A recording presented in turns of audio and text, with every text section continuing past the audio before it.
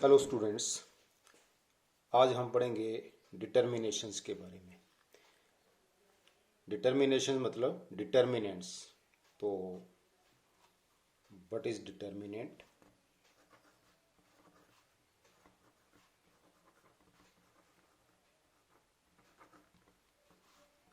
Determinant determinant क्या होता है? डिटर्मिनेंट एक नंबर होता है जो मैट्रिक्स से आता है। इसकी डेफिनेशन देखते हैं हम। To every square matrix A is equal to Aij of order n, we can associate a number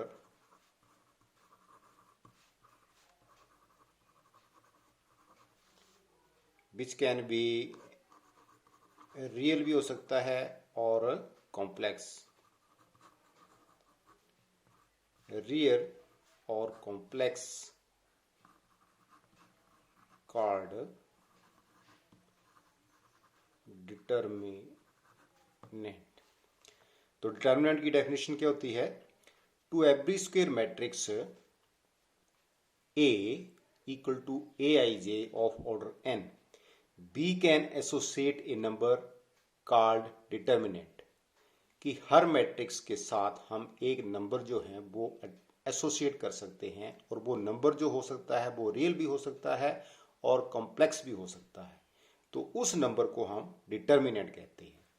देखिए, जैसे मैट्रिक्स हमने पहले पढ़ लिया है, तो एग्जांपल देखते हैं। लेट मैट्रिक्स ए 2 4 5 9, ये मैट्रिक्स है। अब हमने इस मैट्रिक्स का डिटर्मिनेंट फाइंड करना है, तो हम इसको ऐसे लिखते हैं। This is determinant of matrix A. ध्यान दीजिए, ये मोड ऑफ ए नहीं पढ़ना, इसको हमने पढ़ना डिटर्मिनेंट ऑफ मैट्रिक्स ए। तो इसको हम कैसे लिखेंगे? 2 4 5 9, और इसको हम इस तरह की दो लाइन लगा देंगे। इसका मतलब जैसे मैंने आपको बताया, इसको आपने मोड नहीं पढ़ना है, ये डिटर्मिनेंट का साइन है। Determinant A is equal to 2 4 5 9।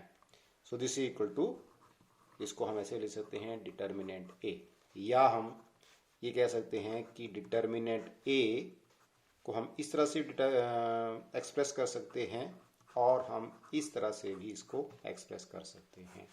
This is determinant ए। अब हम देखते हैं कि फर्स्ट ऑर्डर डिटर्मिनेंट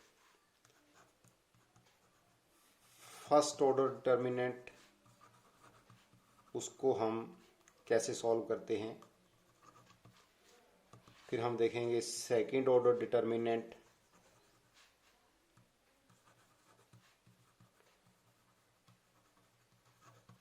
और थर्ड ऑर्डर डिटर्मिनेंट।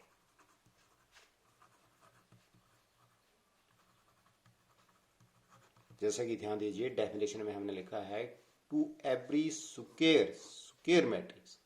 इसका मतलब है डिटर्मिनेंट जो है वो हम उसी मैट्रिक्स का फाइंड कर सकते हैं जो एक स्क्वायर मैट्रिक्स होगा। स्क्वायर मैट्रिक्स जैसे हमने पढ़ा है कि बट स्क्वायर मैट्रिक्स, हमने मैट्रिक्स में टाइप्स ऑफ मैट्रिक्स में पढ़ा है कि बट स्क्वायर मैट्रिक्स, उसमें हमने पढ़ा था कि if number of rows equal to number of columns, number of columns और नंबर ऑफ, मतलब m is equal to n, number of rows equal to number of columns हो, then we can say that matrix is square matrix. तो determinant के case में हम ये देखेंगे कि सिर्फ स्क्वायर मैट्रिक्स ही लेंगे हम, क्योंकि स्क्वायर मैट्रिक्स के लिए ही डिटर्मिनेंट का कंसेप्ट जो है वो अप्लीकेबल होता है। तो फर्स्ट ऑर्डर की बात करते हैं कि फर्स्ट ऑर्डर डिटर्मिनेंट, मान लो लेट ए मैट्रिक्स है, ए मैट्रिक्स इज इक्वल टू 5। इसका ऑर्डर क्या है? 1 by 1। तो इसको हम बोलें फर्स्ट ऑर्डर डिटर्मिनेंट, जिसकी रो भी 1 है और कॉलम भी 1 है। So this is first order determinant.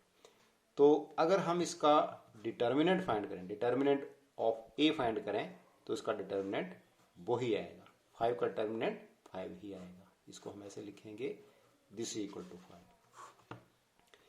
इसके बाद बात करते हैं हम सेकंड ऑर्डर डिटर्मिनेंट की। सेकंड ऑर्डर डिटर्मिनेंट क्या होता है? जैसे मान लो हमने मैट्रिक्स ले लिया, let A is equal to, जैसे हमने ये ऊपर वाला है 2 4 5 9, हमने यही एग्जांपल ले लिया। तो अब हमने इसका डिटर्मिनेंट फाइंड करना है। तो determinant A is equal to 2 4 5 9, आपको इस फॉर्म में लिख लेंगे आप इसको। तो इसका डिटर्मिनेंट हम फाइंड करेंगे, जैसे आपका ये कौन सा एलिमेंट है, ये A11 है, ये A12 है, ये A21 है, ये A22 है। तो डिटर्मिनेंट फाइंड करने के लिए हम इसको इससे मल्टीप्लाई करेंगे, यानी कि A11 को A11 मल्टीप्लाई A22 करेंगे, माइनस A, फिर हम इसको करेंगे माइनस, ये कौन सा एलिमेंट है, A12 minus A21, 9 multiply 2 minus 5 multiply 4, ये कितना आ गया, 18 माइनस 20, and this is equal to -2। तो ये इसकी वैल्यू आ गई डिटर्मिनेंट ए की, जिसका ऑर्डर जो है वो 2/2 है। अब डिटर्मिनेंट ऑफ थर्ड ऑर्डर देखते हैं।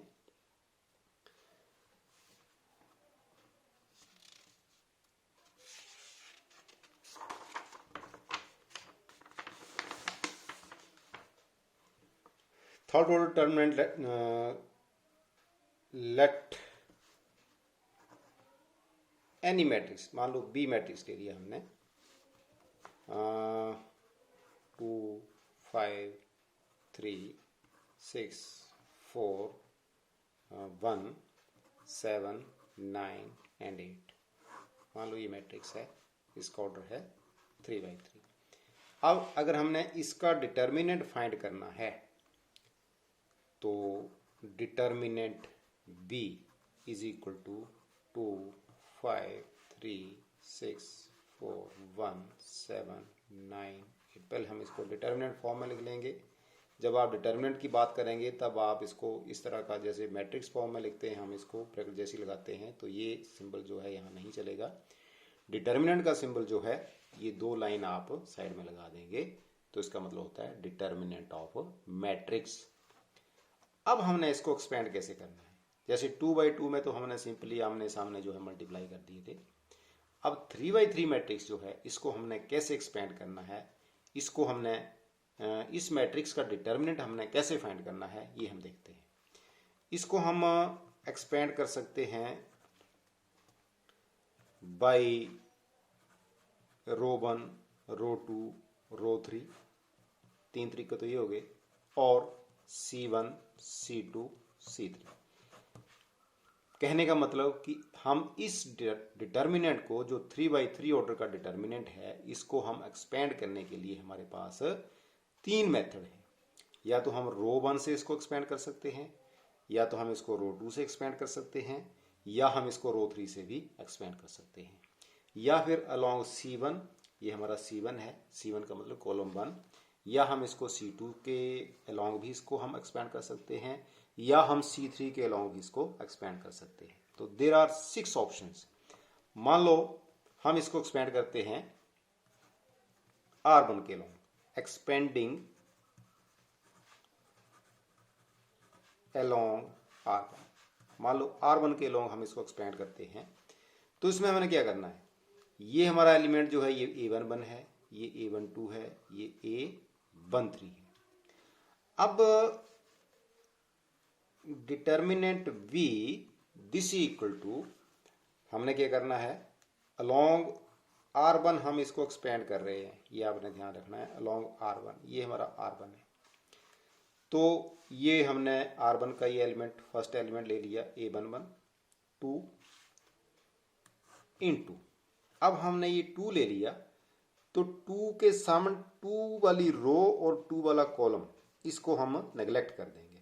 2 वाली रो, ये 2 वाली रो और 2 वाला ये कॉलम, इसको नेग्लेक्ट कर दिया तो बाकी क्या बचा हमारे पास? बाकी हमारे पास बचे ये 4 एलिमेंट 4 1 9 8। तो इनको हम ऐसे लिख लेंगे 4 1 9 8। अब ये एलिमेंट हो गया। इस 2 से हमने इसको मल्टीप्लाई कर देना है, इस डिटर्मिनेंट को। अगला एलिमेंट A12 आ गया, तो यहाँ पे हम लिखेंगे -5। अब हम इस एलिमेंट को ले रहे हैं, तो यहाँ पे हम क्या करेंगे, ये वाला एलिमेंट जो है, तो इस वाले एलिमेंट की रो और इस वाले एलिमेंट का कॉलम, तो इस वाले एलिमेंट की रो वही है और इस वाला कॉलम जो है वो ये वाला कॉलम है। तो ये रो और ये वाला कॉलम, इसको हम छोड़ देंगे, नेग्लेक्ट कर देंगे। बाकी हमारे पास 4 एलिमेंट कौन कौन से बचे, ये और ये छोड़ दिया, तो 6 1 7 8, 6 1 7 8 प्लस आगे है 3। अब ये एलिमेंट है, अब इस 3 से हमने मल्टीप्लाई करना है, तो फिर हमने वही फार्मूला लगाना है कि इस एलिमेंट वाली रो और इस एलिमेंट वाला कॉलम जो है इसको छोड़ देंगे, तो बाकी एलिमेंट हमारे पास बचे 6 4 7 9। अब यहां पे ध्यान दीजिए, हमने यहां पे लिखा 2 इंटू ये वाली रो और ये वाला कॉलम छोड़ के 4 1 9 8 रह गया। अब यहाँ पे हमने माइनस लिखा, तो ये वाली रो एलिमेंट छोड़ के बाकी सभी एलिमेंट आ गए, +3 लिखा। तो यहाँ पे एक चीज आपको कंफ्यूज कर रही होने कि आपने यहाँ पे -5 क्यों लिखा। तो इसका रीजन ये है कि जैसे ये A11 है, अगर A11 से हम इसको एलिमेंट A11 जो है इसके साथ प्लस साइन लगा है, क्यों लगा है? A13 के साथ भी प्लस साइन लगा है, A12 के साथ माइनस साइन लगा है। अब सिंपल सी बात है कि A11 मतलब ये एलिमेंट जो है ये फर्स्ट रो और फर्स्ट कॉलम वाला एलिमेंट है, तो 1 + 1 2 होता है, वो एक इवन नंबर है। और ये वाला एलिमेंट जो है ये A13 मतलब ये फर्स्ट रो और थर्ड कॉलम, ये नंबर 1 A13 का मतलब है first row and third column. तो ये वाला एलिमेंट जो है ये 3 है, इसके साथ हम प्लस का साइन लगा रहे हैं क्योंकि इन दोनों का 3 + 1 करें तो इवन नंबर आता है। अब हम इसकी बात करें तो ये A12 है, मतलब फर्स्ट रो सेकंड कॉलम, तो 1 + 2 कितना होता है 3, that is a odd number. कहने का मतलब ये जो एलिमेंट है जैसे A11 है, A12 A13 1, जिसका सम जो है जैसे 1 1 का सम जो है इवन आए तो उसके साथ प्लस साइन लगता है, और जैसे इसका नंबर जो है जैसे ये 1 2 है, इनका सम जो है वो अगर ऑड नंबर आए तो उसके साथ नेगेटिव साइन लगता है। So this is the reason behind it, क्योंकि यहाँ पे हम माइनस इसलिए लगा रहे हैं। आगे देखिए 2 इंटू, अब इस डिटर्मिनेंट को हमने एक्सपेंड करना। जैसे हमने 2/2 डिटर्मिनेंट को पहले सीख लिया है कि इनको हम कैसे मल्टीप्लाई करते हैं, आमने सामने मल्टीप्लाई करते हैं। 8 × 4 -9 × 1, तो दिस इज 8 × 4 -9 × 1। आगे -5 है, -5 से हमने इसी तरह से मल्टीप्लाई करना है। 8 × 6 -7 × 1। फिर आगे है +3, इससे हमने मल्टीप्लाई करना 9 × 6 -7 × 4, 9 × 6 -7 × 4। तो ये आ गया 2 × 8 4 the 32 -9 1 the 9 -5 × 8 6 the 48 -7 1 the 7 plus 3 × 9 6 the 54 -7 4 the 28 आ गया। और सिंपल करिए इसको, 2 × 32 - 9 कितने होते हैं, 32 - 9 23, -5 × 48 - 7 41 हो गया, प्लस 3 × 54 - 28, 14 में से 8 गया 6, 4 में से 2 गया 2। सो this is 23 to the 46 minus इसको मल्टीप्लाई किया तो 5 1 द 5, 5 4 द 20, प्लस इसको मल्टीप्लाई किया तो 3 6 the 8, 3 2 the 6, 3 6 the 18, 3 2 the 6 and plus 1 78, 26 3 the 78। अब देखिए कितना हो गया 46 प्लस 78 कितना हो गया, 8 6 14, 7 प्लस 4 11 प्लस 1 12 माइनस 205, तो ये नेगेटिव आएगा। -5 minus 4 1, 10 minus 2 8 and this 1 minus 1 0। सो इसका आंसर आ गया -81। तो इस 3/3 मैट्रिक्स को हमने एक्सपेंड किया अलोंग R1। अब हम इसको R2 भी कर सकते हैं, इस रो के अलोंग भी हम इसको एक्सपेंड कर सकते हैं, R3 के अलोंग भी इसको एक्सपेंड कर सकते हैं, C1 के अलोंग भी आप इसको एक्सपेंड कर सकते हैं, C2 C3 के अलोंग भी आप इसको एक्सपेंड कर सकते हैं। मान लो हम इसको C1 के लॉन्ग एक्सपेंड करते हैं। अगर हम C1 के लॉन्ग, चाहे हम 6 में से हम कोई भी मेथड अप्लाई करें, तो हर मेथड के अप्लाई करने से क्या है, आंसर चेंज नहीं होगा, आंसर आपका वही रहेगा। Let us expand this by C1 also. तो मैट्रिक्स ये डिटर्मिनेंट हमारा जो है, इसको हम फिर लिख लेते हैं एक बार। Determinant A is equal to 2 5 3, this is 2 5 3 6 4 1 6 4 1 7 9 8, this is 7 9 and 8। अब हम इसको लिखेंगे एक्सपेंडिंग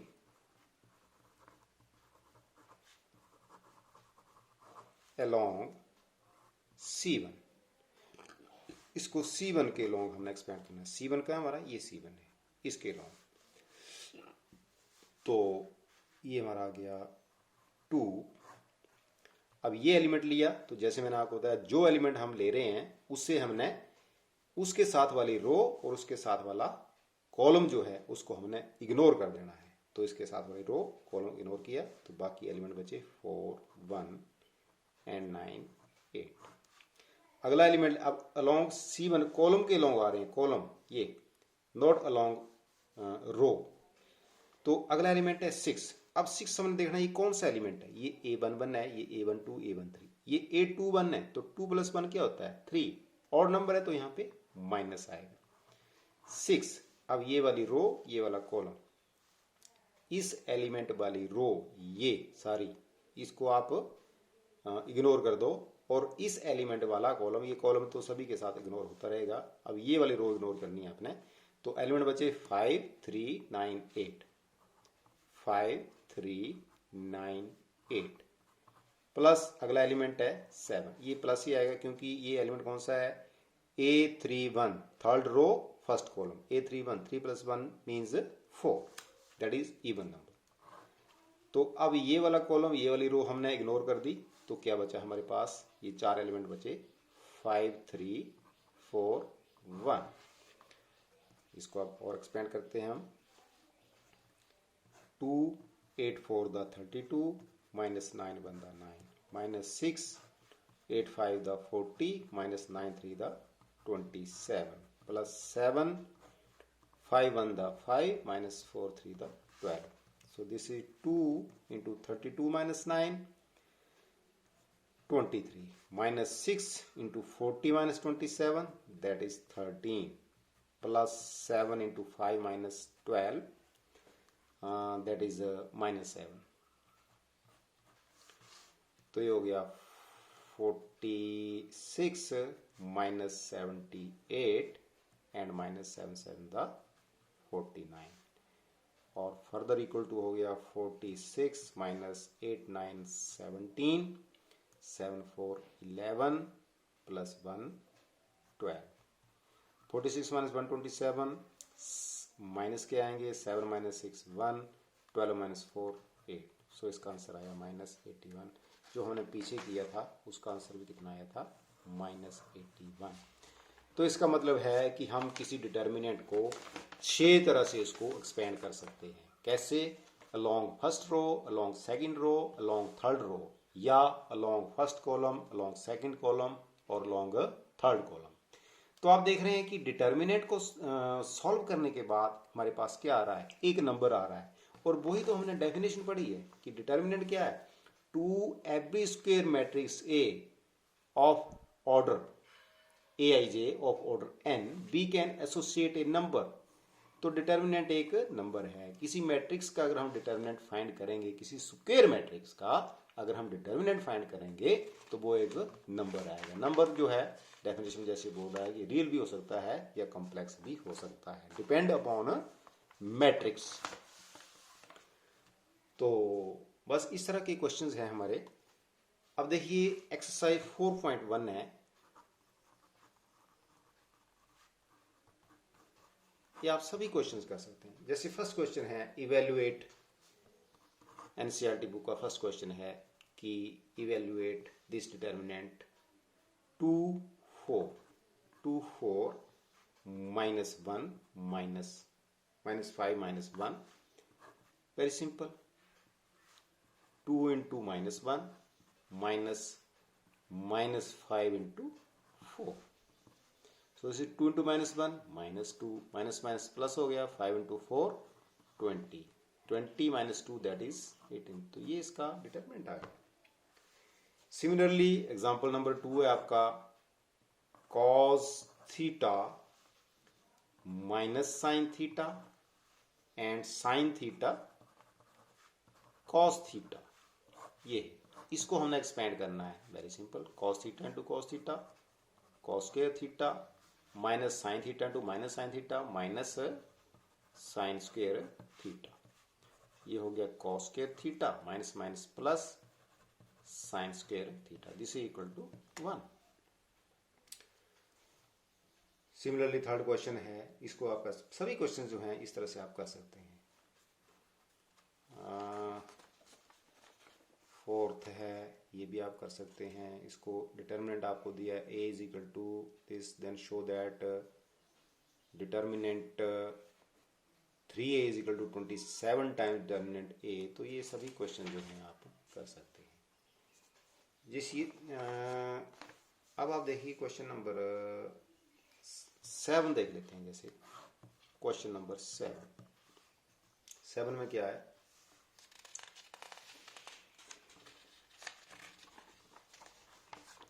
नया पेज लेते हैं। Question number 7, find the values of x if 2 4 5 1 determinant this equal to 2x 4 6 and x। यहां पे क्या है कि हमने x की वैल्यू करनी, लिखा है कि find the value of x। Very simple, solve करिए इसको। 1 into 2 2 minus 5 into 4 20, this equal to x into 2x 2x square हो गया minus 6 into 4 24। So this is minus 18, this is equal to 2x square minus 24. So we have 2x square, this is equal to minus 18, minus 24 पर ले गए तो plus 24 हो गया। 2x square equal to minus 18 plus 24 हो गया 6, and x square is equal to 6 over 2 that is equal to 3, and x square is equal to 3, this implies x equal to plus minus under root 3। ये answer आ गया, x equal to under root of plus minus 3।